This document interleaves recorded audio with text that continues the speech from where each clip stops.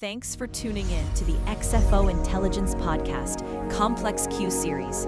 Today, we're diving deep into a powerful framework titled The Optimal Incentive Architecture, Structural Gravity for Long-Term Human Flourishing. We're here in May 2026, and this conversation is about fundamentally redirecting capital and talent toward long-term human flourishing by focusing on measurable gains in health span, social cohesion, ecological regeneration, skill formation, and intergenerational equity.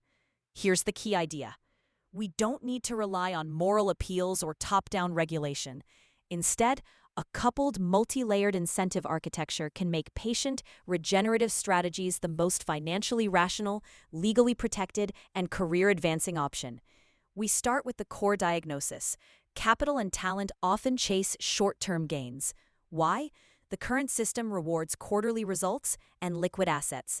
It punishes early yield drag and often leads to ambiguity in metrics. Flourishing-oriented careers face major friction, and narrow fiduciary rules favor extraction over long-termism. The solution? 5 tightly coupled levers that shift incentives and reduce all that friction simultaneously. Lever 1. Patient capital architecture. Think evergreen funds with stepped yields tied to flourishing KPIs. You've got blended finance, inflation-protected guarantees, secondary markets, and long-horizon tax advantages. This lever makes long-term capital both safer and more liquid. Lever 2. Corporate governance. Multi-horizon compensation structures. Executive pay tied to flourishing over 7 to 12 years. Clawbacks if short-term gains hurt long-term resilience. Steward ownership, duration-weighted voting, and expanded fiduciary standards. Short-term extraction now comes with a cost. Lever 3. Talent markets. This is about career parity. We're introducing impact premium pools, portable benefits, and enhanced compensation for those pursuing long-term roles. We've got credentialing, fellowships, and counter-cyclical structures to prevent brain drain. Lever 4. Measurement and verification.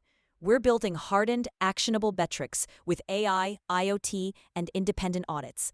Flourishing outcomes have financial meaning via risk-adjusted returns and insurance advantages. Lever 5. Policy and systemic levers. Regulatory changes reward verified flourishing assets. Benchmarks evolve beyond quarterly EPS, and public capital provides anchoring. So, how do we implement this? It's phased. In the first 18 months, we focus on building verification and first loss facilities. By year 3, we've activated secondary markets and tax incentives. By year 4, we've got clawback rules and flourishing benchmarks. By year 6, we've achieved full integration. Of course, there are failure modes. Metric gaming, we handle it with triangulation and penalties. Liquidity traps, we use evergreen structures and public backstops. Coordination, phased pilots and sandboxes. Volatility drag, we use baseline guarantees. This system creates structural gravity.